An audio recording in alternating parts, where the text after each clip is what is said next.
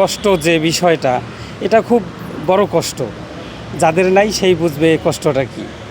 আসলে পা ছাড়া চলাটা খুব অসম্ভব। বাথরুমে বা চলাফেরাতে, নামাজ কালামে সব কিছুতেই কষ্ট। বাট সামনে ঈদুল ফিতর, অনেক খুশি। 2017 সালে কারেন্টে অ্যাক্সিডেন্ট হয়েছি। তারপরে অনেক কষ্টে ছিলাম, হাঁটাচলা করতে পারি নাই। নতুন করে আবার আমরা সুন্দর জীবন পেয়েছি, আলহামদুলিল্লাহ। আমার পায়ে টিউমার ছিল, টিউমার থেকে ক্যান্সার শুরু হয়েছে।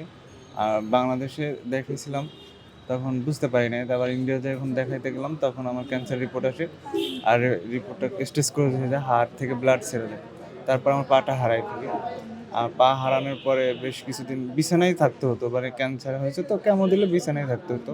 পা যখন ছিল না তখন খারাপ সময় কাটছে, হাঁটতেও পারতাম না, হাঁটতে গিয়েও পড়ে গেছি। পা মানে একদম শুকায়ও না, ওই অবস্থায় পড়ে গিয়ে আমি ব্যথা পেয়েছি। হাঁটতে অনেক কষ্ট হতো, আর বিছানায় কাটাইতে হতো বেশিরভাগ সময়, হাঁটা চলা করতেই পারতাম না।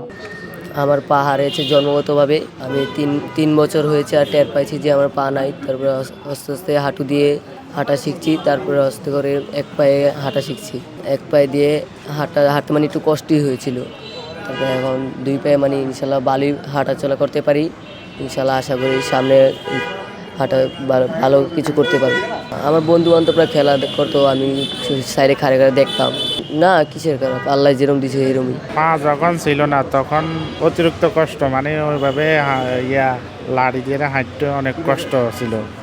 তাই ওই কষ্টের কারণে মানে অনেক জায়গায় যাইতেও পারতাম না, বা যাইতামও না, হারাকম ঘরে বসে থাকতাম। এখন কৃত্রিম পা লাগাইবার পরে আলহামদুলিল্লাহ যেখানে সেখানে চলে যাওয়া যায়, হাঁটা চলা করা যায়। এখন আলহামদুলিল্লাহ আগের মতো চলাফিরে কম বেশ করতে পারি। কৃত্রিম পা লাগানোর ফলে তারা আসলে দেশের মানে বা পরিবারের এখন আর বোঝা হয়ে থাকবে না।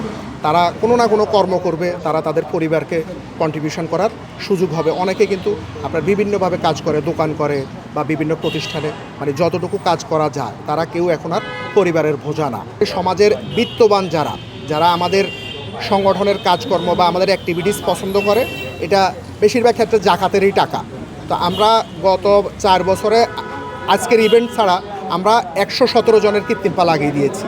এরা একেবারে সমাজের নিম্ন আয়ের মানুষ, যাদের পক্ষে কখনোই, এমনও মানুষ আছে আপনার 20 বছর 25 বছর পরে, মানে তার পা হারানোর 20 বছর পরে এসে সে পা লাগিয়েছে। মানে তার পক্ষে এতদিন কোনোভাবে সম্ভব হয় নাই যে একটা পায়ের টাকা ম্যানেজ করা।